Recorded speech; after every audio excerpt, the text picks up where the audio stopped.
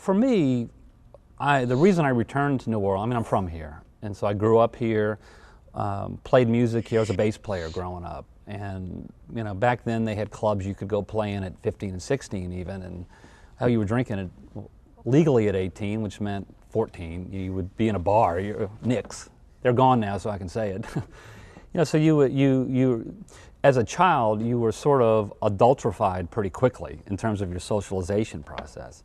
So playing in clubs was, no one really cared, and that's been very, I think, hurtful for musicians when they get carded before they can go play in a bandstand. Because it's all about playing with people and learning. And your teacher used to invite you to a bar to come sit in with him, and he'd be doing his thing, then you'd sit in and play, and you just screw up and learn. And he'd call you on the off night, So for me, but what I never did do as a kid here, probably because of my ethnic background and upper middle class bringing up, my dad's an attorney, I never was really involved in that street scene of music, the brass band scene, the gospel scene. I'd go listen to it, but I never really got involved in it because I saw it unconsciously as, the great racial divide of our country. Well, that's their stuff, and this is my stuff. So once I went away to grad school to study composition, I quickly realized how powerful that music was that I had grown up with, and how untapped it was, and how much a part of me it was, as I began to sort of have to defend, as the way they make you do it in comp programs, or did, I don't know how it is now, but it was pretty, we had juries at USC where you brought your music in and 12 composers, with their PhDs or, trying to make you slip.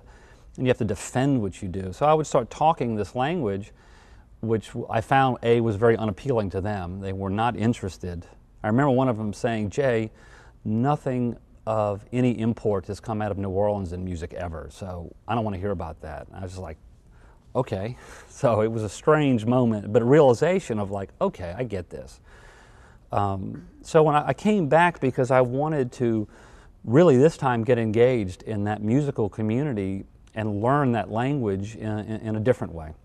But by then, I wasn't playing electric bass doesn't get you in a brass band, and I wasn't interested in learning the tuba to get into it. So my approach was through composition, and that's what I wanted to do anyway. How do I get that stuff, the essence of that music, into my fingers, brain, ear, etc., and then write it down so an orchestra or a string quartet can communicate that stuff? So commercials and film was the way I could do it, because now they're going to pay me. I'm going to pay Rebirth Brass Band, who were 14 at the time, to come in my studio, and I'm going to spend the day with a little food and money to pay them. They're going to work and they're going to play, they're going to make money, and I'm going to be able to say to them, how do you do that, or show me that, just like you would a teacher, and they would just teach it. And I did the same with gospel choirs.